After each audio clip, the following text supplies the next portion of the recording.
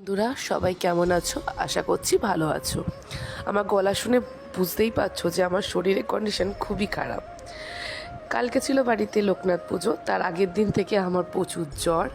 তবু পুজোর ভোগ করতে যেহেতু ভালোবাসি, তাই সকাল সকাল স্নান করে বসে গেছি পুজোর ভোগ করতে।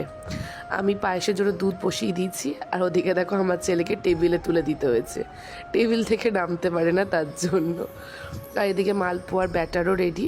আমি এবারে পুজোর ভোগের পুরো রান্নাবান্নার অত ভিডিও করতে পারিনি, কারণ পুজোর ভোগ করতে করতে শরীর প্রচুর খারাপ হয়ে গেছিলো।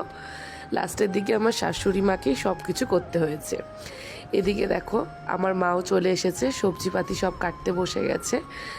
যতই বড় হোক না কেন, শরীর খারাপের সময় কিন্তু মায়ের কথা সব থেকে বেশি মনে পড়ে।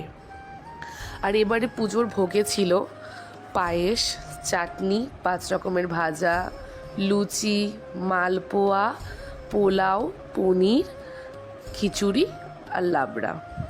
আর এদিকে দেখো আমি ভোগ করতে করতে কতবার যে আমি শরীরটা আমার খারাপ হয়েছে, উঠে পড়েছিলাম শুধু আমিই জানি। আর আমার শাশুড়িমা দেখো কি সুন্দর করে বাল্যভোগ সাজিয়ে ঠাকুরকে খেতে দিয়েছে। তারপরে আস্তে আস্তে উনি ভোগটাও সাজিয়ে দিয়েছিল, কিন্তু ওটা একটু পরে ভিডিও আসছে।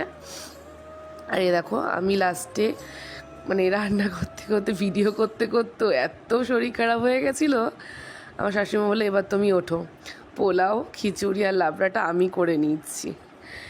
একটা যদি আমি আজকে যদি লোকনাথ পুজোর কিছু না করতাম না, মনটার মধ্যে খুব খুঁতখুত করতো, কারণ বিয়ের পর থেকে ভোগের রান্নাবান্নাগুলো আমি করতে প্রচণ্ড ভালোবাসি।